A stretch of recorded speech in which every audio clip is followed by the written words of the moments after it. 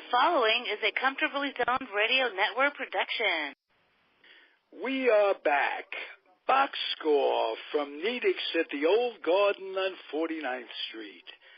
I'm Ralph Tycho with the Comfortably Zoned Radio Network, and we have the usual panel of folk to talk to Hal Bock.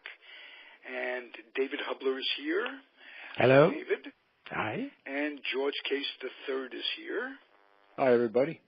And I think this will be Al Blumpkin. Yes, it is.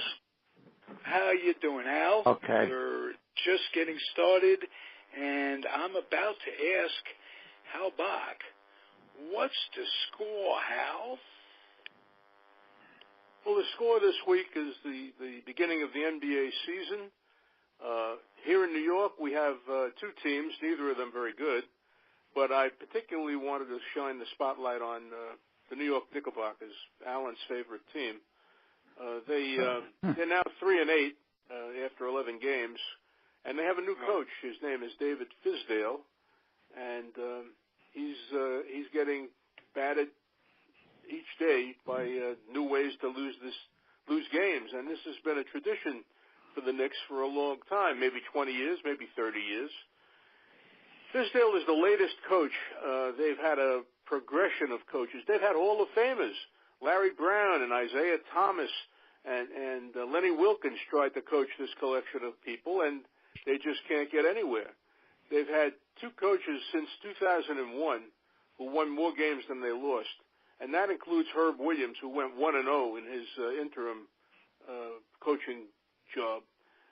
So he was one of the two. He was one of the two. 1-0 he went, and the other one was Mike Woodson, who really was pretty successful, but he got fired when Phil Jackson was hired, and that was a disaster. Phil Jackson was hired to bring the Knicks back to their previous glory, and if he had had Carl Braun and Sweetwater Clifton and Harry Gallatin, he might have had a chance, but he didn't, and he insisted on having his team, his coaches, employ the triangle offense, which is a convoluted, complicated offense, and you've got to have the right players. If you have Michael Jordan and if you have Shaquille O'Neal, as Jackson did in Chicago and in Los Angeles, you might be able to pull that off. But the anonymous roster that the Knicks roll in year after year could not do that, and so that used up three coaches during the Jackson regime. Jackson's gone now, and now it's David Fizdale's turn. So I'm curious to see how that works out, but I don't have high hopes for this team because they don't have many players. They have a very anonymous roster, guys you never heard of, with the exception of Kristaps Porzingis, who is not playing. He's got a knee injury last year, and he may be out for the entire season. So it's a bleak outlook for the New York Knicks, and it saddens me because I remember the days when they were a competitive team and they were a very good team. They had a guy named Patrick Ewing and they had a guy named Charles Oakley, and Jeff Van Gundy was the coach, and they were a very good team. But they've gone downhill in the last 20 years to the point where I don't see any light at the end of the tunnel, and I'm curious about what you guys think about my home team here, the New York Knicks. Well, Al Blumpkin is the man who's living in New York and lives and dies with them on a regular basis. Dies with them. I mean, I expect nothing. If you look at their whole history, they started in 1946, 1947. They've had three good periods in their history. The one with, as Hal mentioned before, with Gallatin, Braun, Clifton, and McGuire, where they made three straight finals and lost all of them in the early 50s.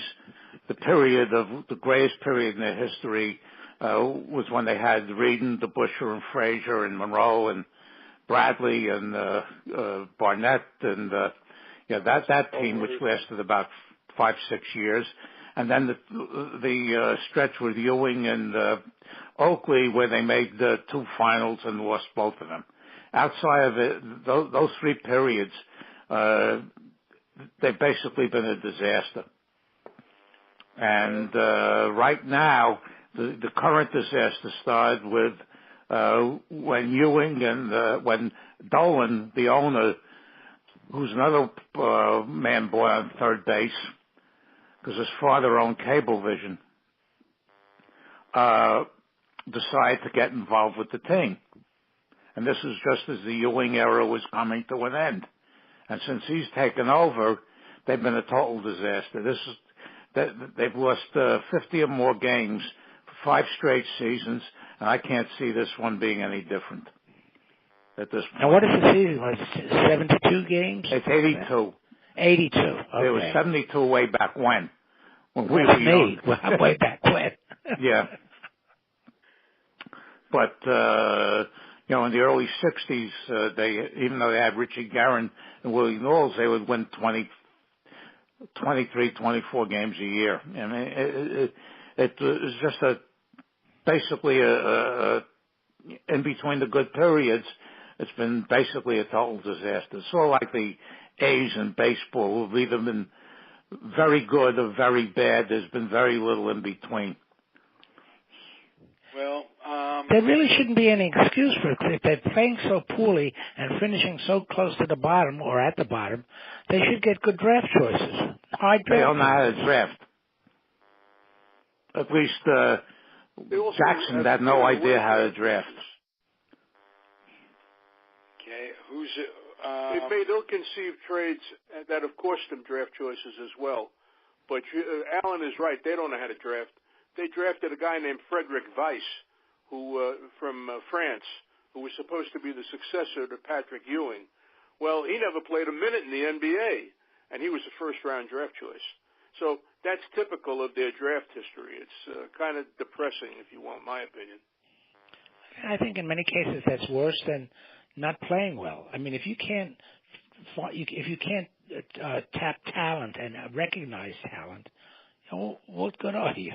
I mean, you'd have thought that the men that they had there who were former players, certainly Phil Jackson was terrific with the Knicks, and you'd think he would know talent. He was a darn good coach out there. He was a coach. In Los Angeles. He was a coach. That means he had the players provide for him when they put him in the. Well, don't you think he had? They made him essentially a general manager. No, well, don't you think that he had a say in draft choices? He reached his level of incompetence. Well, maybe as a general manager. Hey, let me make a point. It's much more difficult to recognize talent these days with the one-and-out experience that college basketball is going through. And I contend that if scouts in the old days, scouts got to look at the kid as a freshman, even back I think the Kareem days, to sophomore, junior, and they get to make a decision. And now these guys are in and out. The game is different. It revolves around the player. Who isn't developing the skills, the passing skills, the dribbling skills. All they want to do is go pro in 1 year. And I think that's what makes it more difficult to evaluate talent. Nobody told them to throw $72 million at Noah. Yeah. Who was a total bust. Who hardly ever played. I mean, they just make consistently make very, very bad decisions. Yeah, well, that makes it frustrating. Distressing thing, from a fan standpoint, the distressing thing is that they have not been competitive. You want your team to compete. You want your team to have a chance. But frequently, not every time, but frequently, they're out of the game in the second quarter. And what's left for me to watch, Now, last night was an exception. Last night they went to a double overtime against the Chicago Bulls. Very exciting game. But in the end, with 0.2 of a second to go in the second overtime, one of our star players committed a foul. And Chicago won the game at the foul line with one shot.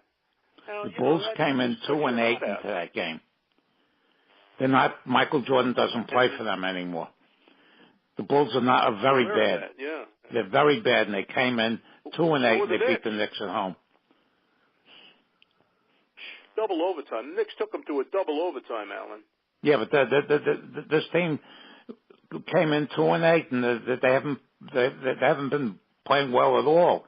This is a team the Knicks should have beaten by. Did you watch the game? No, I don't watch them anymore. Did you watch last night's game? No.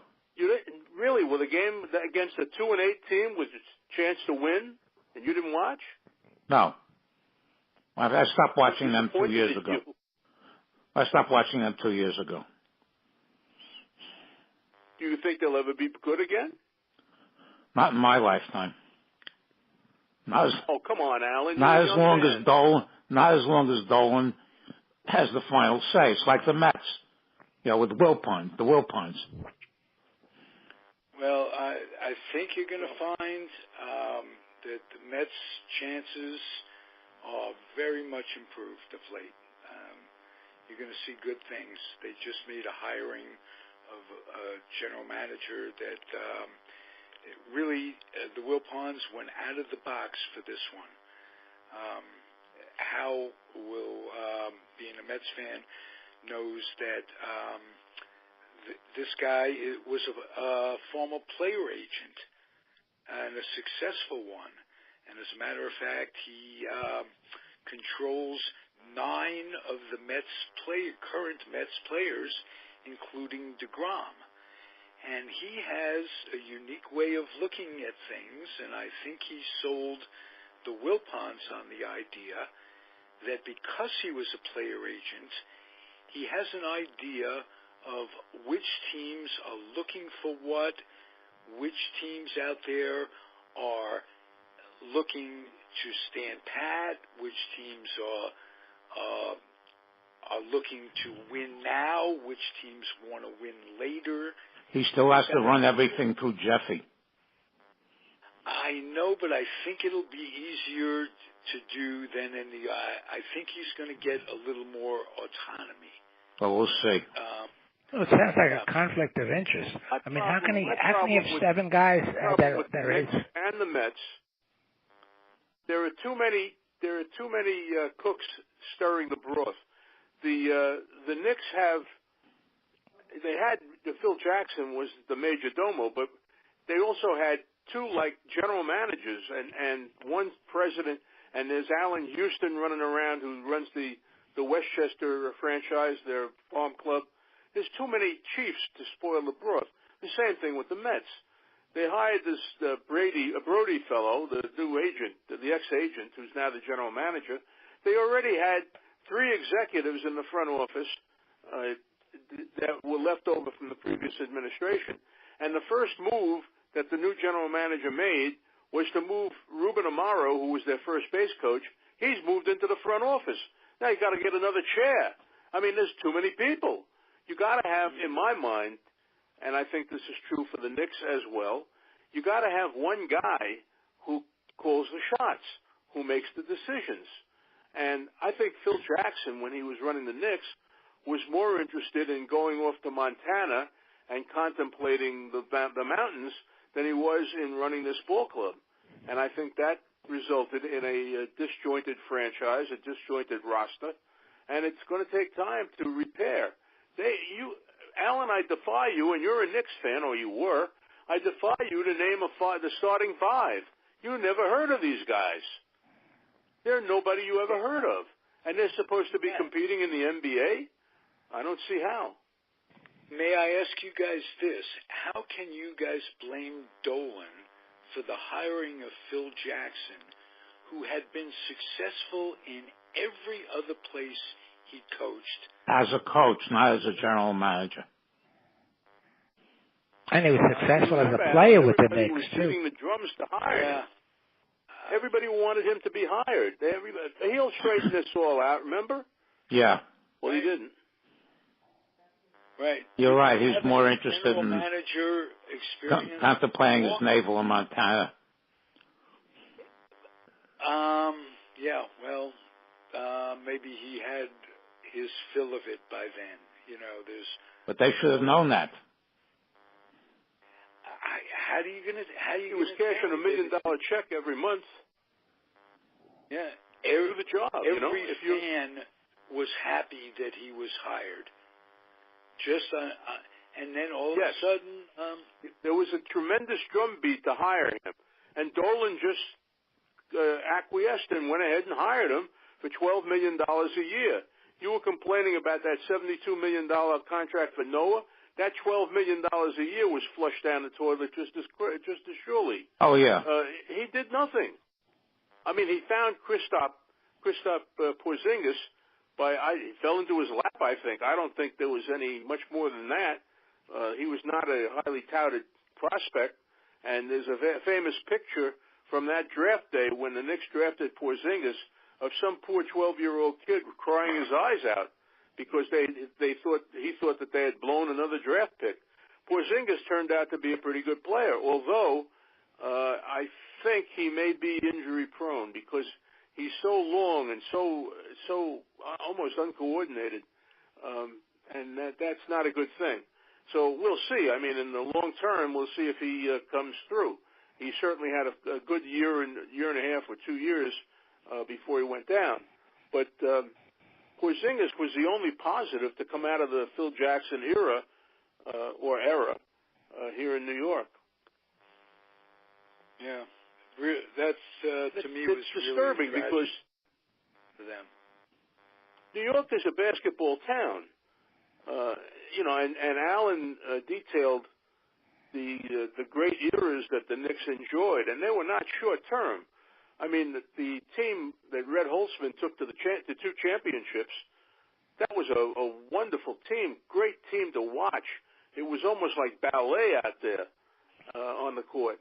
So, I mean, and then when Reed and DeBusschere retired the same year, they had nobody to replace them, and they went to the only saving grace until Ewing came along was Bernard King, who unfortunately got hurt, after a couple of years. Well, I did an interview with Holtzman, and Holtzman told me that Knick team that you just mentioned, he said, may not have been the greatest playing team, but it was the smartest team ever in basketball. That's why everybody fell in love with them here. Well, they were good. Yeah, they were very good. Yeah. They played the game the way it was supposed to be played. I think Red Holtzman achieved the greatest coaching legacy or whatever when he got Frazier and Monroe to play together with one basketball and win. When Monroe came over, they looked at each other. Every fan looked at each other and said, "What? How's this going to work?" And Holtzman made that work. They were totally unselfish, those guys. I think that's what made it happen. Bradley, all of them, Dick Barnett. It was just tremendous to watch. Those were great teams. And no one can forget Willis Reed coming off the bench, hurt and limping out there in that final game. They were really a pleasure to watch. Because it was almost, as I said before, it was almost like a ballet out there. The way they ran the court and ran the ball and passed the ball, always looking for the open man. There is no resemblance whatsoever other than the uniform to the team that's out there now. And that's distressing. It's discouraging. And they were deep. They had a bench, incredible bench. Henry Bibby, who was a guest on this show, if I recall. Phil Jackson, Stallworth coming off the bench, Reardon. Before they really came together, they had Van Arsdale. They traded Reardon and Stallworth for Earl Monroe. Yeah, right. And yes, had Cazzie Russell coming off the bench they made good moves the first time. Yeah. And I think a lot of that was Red Holtzman's doing. Yeah. I don't remember. Who was the general manager at that time? Do you recall? I guess Eddie Donovan. Donovan, maybe? Yeah. When Donovan finally learned he couldn't pick the St. Bonaventure guys all the time. Where did Because everybody the only go? one who was any good was Tom Stith, who came down with tuberculosis. He was drafting guys in the early 50s, the St. Bonaventure guys that couldn't play at all. He also was probably the mid 50s, but Sam Stith from St. Bonaventure. That was the early 60s, yeah. He and Tom Stith were brothers. Right. Tom Stith was the better one. They drafted him. He came down with TB. They also drafted another guy in the 50s. I think his name was Gardner, who comes down with a heart ailment. Yeah. And they in the early 60s, they drafted Paul Hogue, who I saw play a number of times in college from Cincinnati, and he couldn't get up and down the court. In those days in college, there was no clock. This guy couldn't get up and down the court fast enough for 24 seconds. And then the next year, they draft Artie Heyman over Nate Thurmond. So, and Reed was the second-round draft choice. Hal, there's another one that came from your school, NYU, and that's Barry Kramer, who fits under the same description. I thought he was great in college. Barry. He was phenomenal. Well, it was funny because the one that turned out with the solid NBA career was Happy Hairston. That's right. He always played in Barry Kramer's shadow. Yeah, and he came out and he was a successful pro. Yep. Kramer wasn't. Yeah. He also had a fairly successful TV career, short as it was. But he appeared in at least one TV series I know of, and sadly he died quite young. Yeah. Oh, didn't know that. But the best pro that came out of NYU in those days was Satch Sanders. Well, sure. Yeah. But I remember when he was drafted by the Celtics, no one, on the NYU sports staff, no one thought, oh my God, because he didn't seem to be a player that would fit in with the Celtics, but he sure did. Yeah. Well, he was a defensive whiz. Yes, he was. Yeah, he didn't need the ball under that, and as great as Holzman was, Auerbach did that whole thing for forever with them, with the Celtics. Mm-hmm. He masterminded Russell coming there, and they were just, and that made it even worse for the Knicks fans. The Celtics were so terrific all the time. We had Charlie Tyree and Phil Jordan at center. We used to call him Dumbo because of the protruding ears, and we used to call Kenny Sears the Pencil because he was so skinny.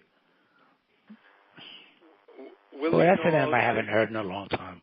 Kenny Sears. Mm. Huh.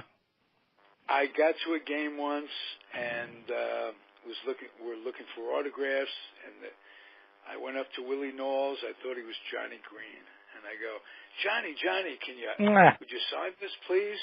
And he just gave me one of those looks like, get away, you silly kid. And then I realized there was somebody told, it's not John, it's Willie Knowles. So it's tough being a kid sometimes. You feel like a jerk. And when they got DeBusschere for, Bellamy and Colmars, that would have been addition by subtraction. I couldn't stand Colmars. I liked Bellamy. No, he couldn't play. He couldn't compete with Russell. Used to eat him for breakfast, lunch, and dinner. He played well decently against Chamberlain, but when they got him, they put Reed in the forward spot, which it was not his best best position. When they got rid of those two, and they got DeBusschere, the whole thing started to fall into place. Right. DeBusschere really made it happen. Kovacs couldn't get the ball off. Oh, come on. There's one time I was at a game, and the Knicks were blowing a game to, I think it was the Warriors. Kovacs throws up a 20-footer. So as soon as he gets the hand of the ball, I'm in the mezzanine, I yell out, put it up, you SOB, because that's all he did. He was a 38% shooter. And then the ball comes back to him off the back rim. Just as I yell out, why don't you shoot it again? He shot it again and it went off the back rim again. Okay. Hey, They must have loved you. And you've never, oh yeah, he committed the single dumbest basketball play I've ever seen in my life. They were playing the Sixers. This is in 1967. The Knicks are up by 3 points with about 10 seconds left. Comives loses the ball, and Al Greer is going up for a layup for the Sixers, and this would have given the Knicks a 1-point win. Comive says he's not getting past me. He fouls him. The ball goes in, and they get killed in the overtime. He was just awful, Comives. What can I say? Time for a bibliography. Okay, I'm going through my books, thinking we're going to be talking about the New York Knicks. And, where is it? Now, I've gone through my books, talking about the New York Knicks, and I lost the book. D.L. Soundra is his name. It's the oral history of the New York Knicks, and he wrote a terrific book talking to all the old timers and what have you. And I'm wondering, Al, if you're familiar with that book. No, I have most of their media guides from those years, and the book that Bradley put out, the one that the Busher put out. There was a guy named Phil Berger, I think his name was, who wrote a book. Miracle on 33rd Street. Right. Yeah, and just watching those teams play was tremendous. And then you for every 5 years of that, you get 15, 20 years of garbage. Okay.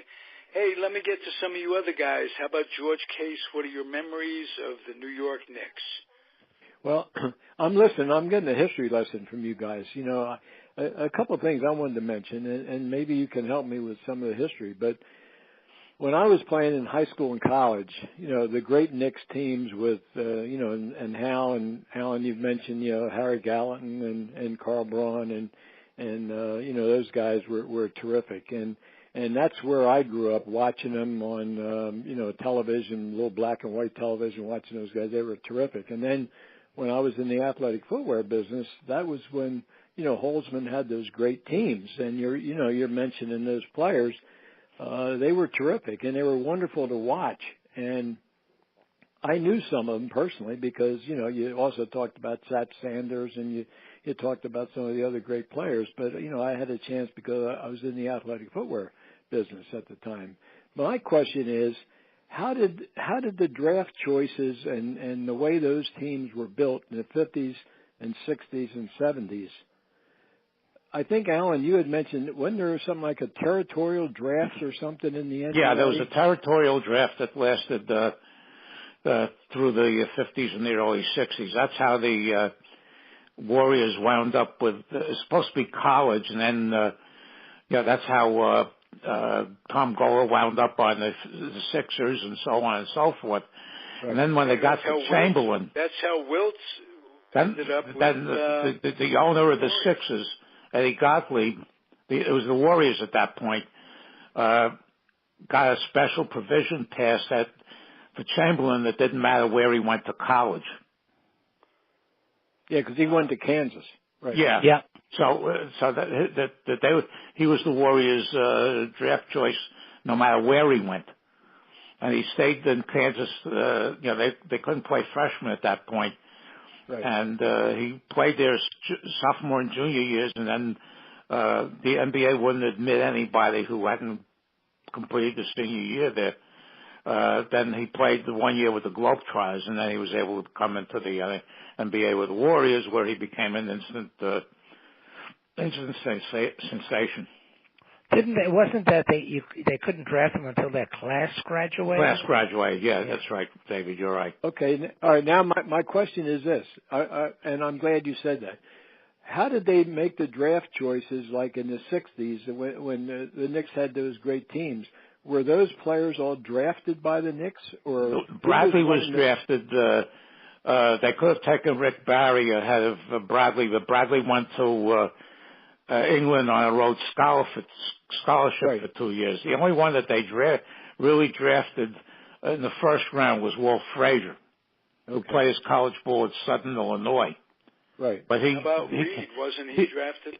Reed was a second-round pick. They drafted, they had first overall pick, and they took a player from Texas Western by the name of Jim Barnes. Bad News Barnes. Yeah, and then they had the Hawks second pick in the second round, and that's where they took Reed. But they had seen with Frazier that Southern Illinois came in to play the NIT, and Frazier was outstanding in that tournament. I saw most of the games of that tournament, and that's why they drafted him. But he's the only, and Cassie Russell, I'm sorry, was a first-round pick. So they turned it to Jerry Lucas later on. Okay, now, Alan, who was the powers that ran the Knicks at that time? I mean, weren't they owned by Madison Square Garden or something? But not by Dolan. Not by Dolan. Ned Irish, right? Okay. Yeah, not Irish. And the general manager was Eddie Donovan. But they let them, do what they were supposed to do. Right. And they made they got Barnett in the trade, they got Monroe in the trade, they got the Busher in the trade, and they were able to have people out there who knew what they were doing. Of course, in those days, it was an 8, 9, 10, 9 as a small league compared to what it is now. Right. Right. And as Ralph said, they had basically had to go through up to that time till their class graduated, so you didn't have these guys go the one and dones. Right. Back then, so it makes it there's 30 teams now, and makes it the Knicks aren't the only franchise in the NBA that's been gone for a long time. There's actually a franchise there, now the Sacramento Kings, that are even worse than the Knicks. The only time they ever won a championship was as the Rochester Royals back in 1951. That's so long ago that Red Holzman was the third guard on that team. They came close. Now let me ask you this: does the fact that the NBA changed the rules, so you got the 3-point, you got the shot clock, and all that kind of stuff. Back in the earlier days, I mean, they didn't play that way. I mean, they played more team basketball. Yeah. They didn't get guys, out of the college ranks that were shooting specialists, and that's all they did was throw up 30-foot, jump shots. I mean, it's like every other sport's become over specialized. And when they brought the three into the NBA, it was actually from the ABA. Into the NBA. When they brought that, I was not a big fan of it, and I still am not, because you're right. It requires a special skill, and I've seen. I was watching some playoff game a number of years ago when this one team was losing by 7 or 8 points, and midway through the third quarter, and they start, jacking up threes that weren't going in. Right. And they shot themselves right out of the game. Well, that's I think it's been detrimental to the way basketball was supposed to be played originally. Yeah, they also widened the key, what used to be called the key. Yeah, they widened that because of George Mikan. Right. Well, no, and then they widened it again to match the Olympic size, because now the Olympics it's wider under the basket than it was. It's a little bit different configuration that they use for the Olympics, right? But my point is this: when I was playing, I mean, it was a long time ago, and I'm really more of a baseball guy than a basketball guy. But to me, basketball, when I played and when I used to watch the Knicks play and the Celtics, I mean, they were very team oriented. A lot of passing. Guys were role players. Mm-hmm. They knew what to do. Today it's just, to me, it's a totally different game. Now you got great talent like LeBron and those guys, and before him with Michael. But on the other hand, you do have guys that are really, as you're talking about, Alan, they're specialists, and they get in the lineup because they can hit those jump shots from 30 foot, even though their percentages are down, and even though they can't play defense, shooting, 30 or whatever. But to me, it's a different game, and I just am curious what you guys think about the impact that has had on the Knicks, because they certainly have fallen on hard times. It's again like a baseball and football. It's become a matter when you have free agency and you have this kind of setup. Becomes the evaluation of talent becomes very, very important. And you screw up a couple of times, a couple of years in a row, it'll put you right in the bottom. And the Knicks have screwed it up more than a couple of years in a row. Yeah, well, you think that they are due for a good draft? How about There's that? no such thing as due. Now, Alan, is Madison Square Garden still involved in the management of the Knicks, or are they totally? Yeah, Dolan, Charles Dolan, who was the founder and first owner of Cablevision, bought Madison Square Garden and the Knicks and the Rangers a whole bunch of years ago. And he put his good-for-nothing son Jimmy in charge when he decided to get out. And Jimmy is an egomaniac. I'm sure Hal will vouch for that. Okay. Hal, are you still there?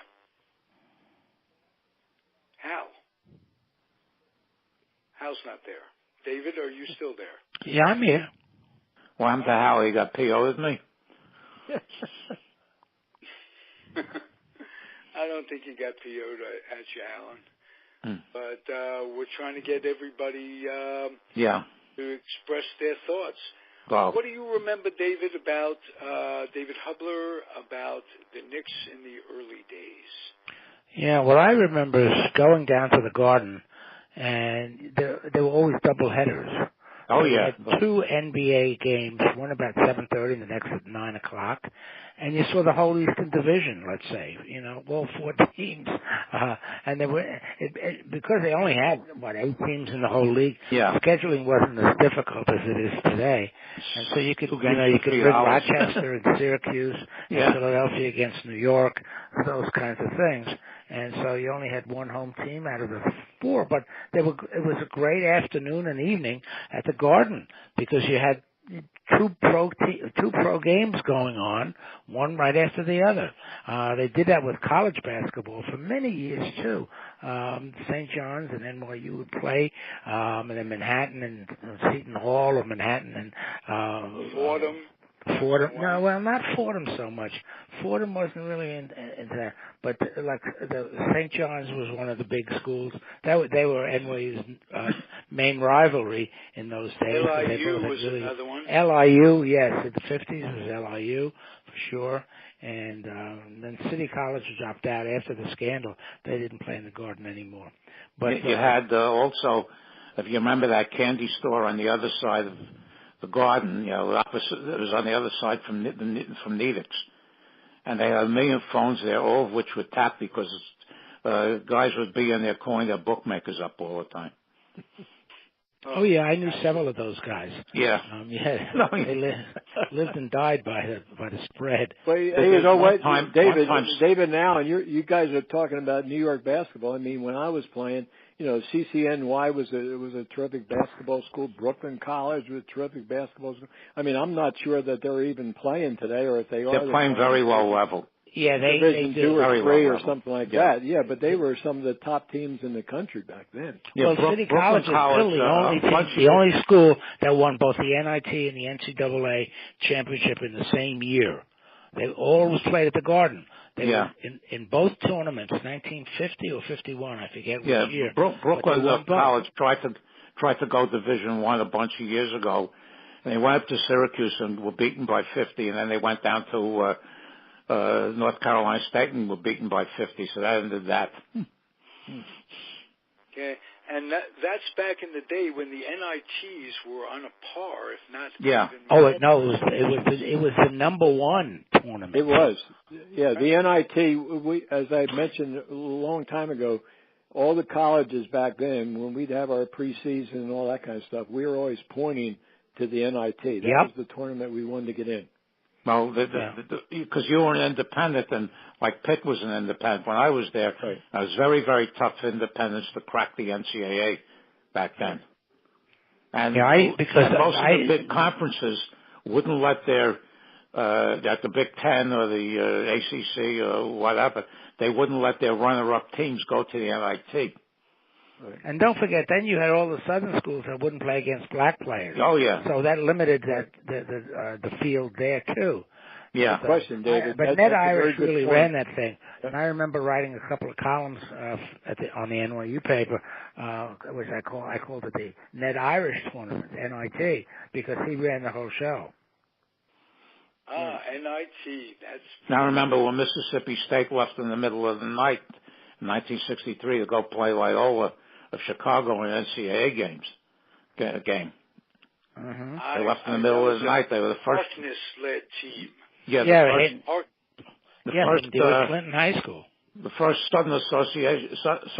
Southeastern Conference team to go out to play a team with black players. Yeah, even Maryland had a tough time with integration in those days.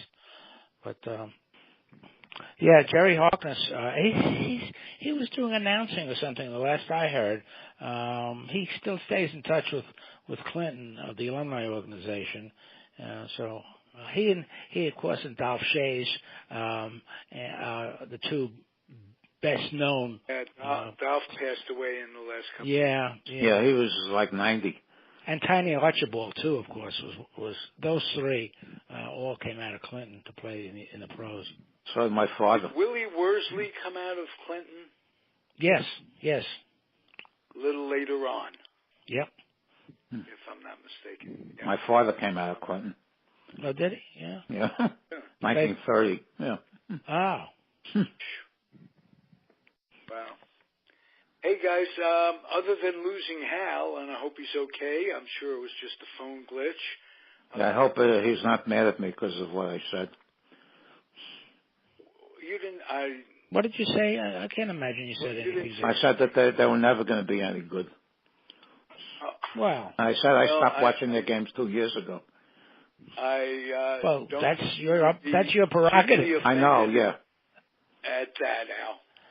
Look, I never criticize anybody. If they want to watch them, you know, go ahead. I mean, it's not my cup of tea anymore. It's also pretty expensive to go to those games. Oh, forget it. You talk about the doubleheaders. Used to go to them for $3. Sure. For 3 hours. You avoid row A and row F because A, you had to look through the rails, and F, you couldn't see the scoreboard.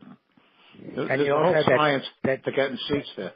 You also had that fog up on the third tier, there from all the smoke. Cigarette smoke, right? Yeah, that hung over the garden. One of the 40 years. Funniest things, I got there early one time, and some bettor yells out to one of the referees who's walking in, "Who's going to win tonight?" And the referee says, "The team that scores the most." Okay.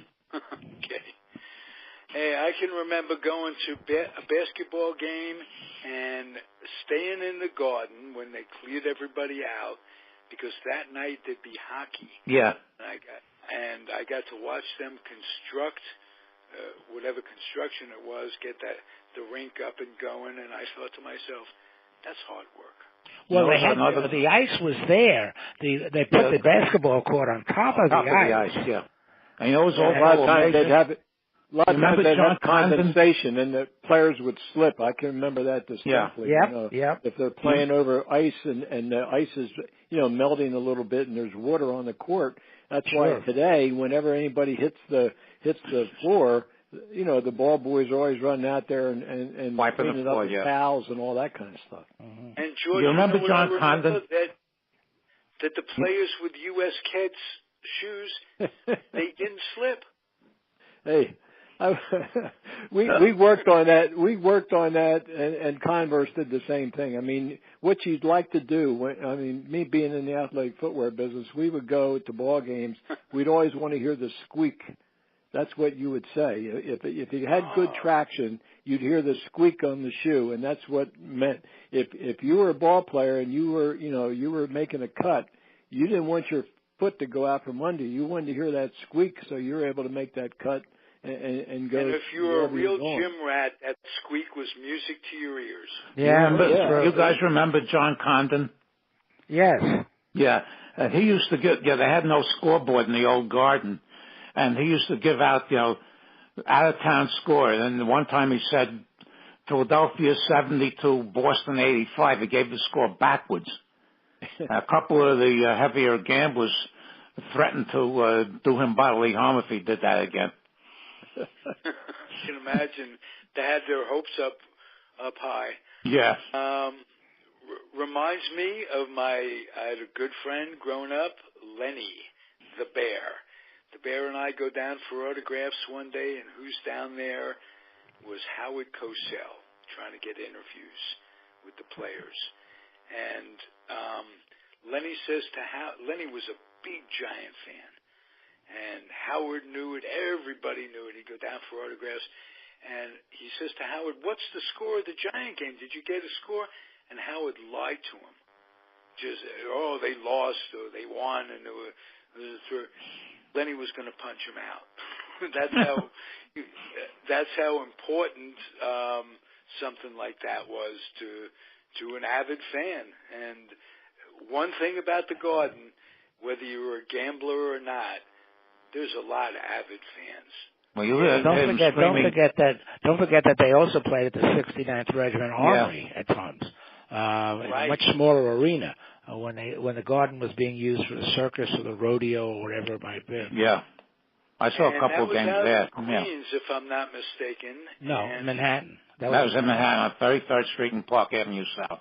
I saw a couple of games there over the years. Okay, then it was much. You had much better seats there because it was a much smaller arena. Yes, I think it sat about maybe. I don't even know if it sat 5,000. Okay. I want to ask you guys about a guy that played with the Knicks and later went on to announce Bud Palmer. Well, he played with the Knicks the first year or two of the league, which is way before any of our time. Yeah, he was in the 50s, I think. No, he was earlier than that. He was in the 40s. Early. Well, no, I know, but I think that's the first time I recall him when I was, maybe 10, 11 years old, around 1950. Yeah. Bud Palmer, I believe he was pretty tall for that age. Yeah. Right. I mean, that era. He was one of the first to actually shoot a jump shot. And then he had a very good, successful career on TV. Yeah, Marty Glickman did their games for years also on TV. Right. Yeah. Right. Yeah. We've talked on many podcasts on this network about Marty Glickman. And how great he was and what a story running in the Olympics and not running in the Olympics in his case. And it was the 36 Olympics with Jesse Owens. Yeah, the Nazi Olympics, yeah. Yep. And Ernie Vanderway was another early Knicks. Yeah, and Vince Barilla. Right. And Vince Barilla, right. Max Zaslowski they had. That's it. You guys got all those names. You're bringing back a lot of those memories for me now. Absolutely. So it's easy to follow because there's only 8 teams. Right. You know everybody. Now the guys who've been in the league for 3 years, I look at the Bucks going, now I don't know who they are. Yeah.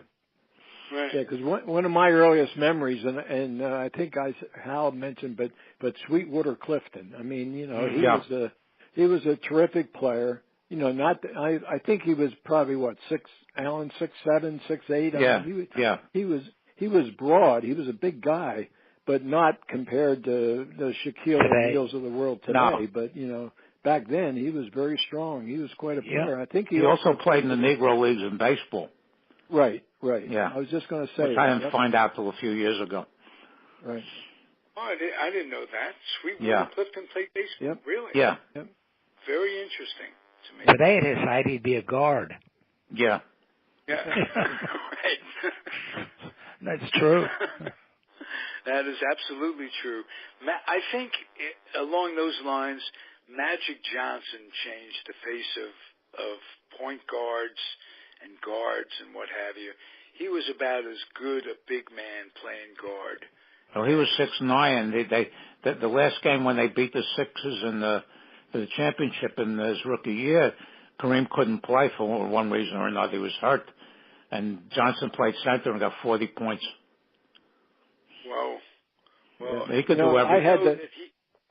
I had the pleasure of watching Magic and Larry Bird square off in Salt Lake City NCAA finals.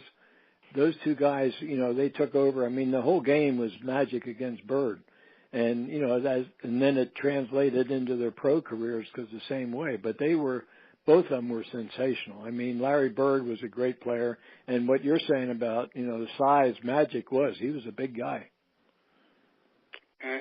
And I don't know if you guys caught the commercial during the World Series with Larry Bird and Magic Johnson.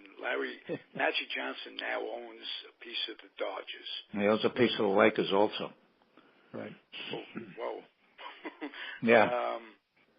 I got a quick basketball story to tell you that. You mentioned Matt Zaslowski. A friend of mine and his father, we went over to Y to play basketball on a Sunday afternoon, and it was the middle of the winter or something.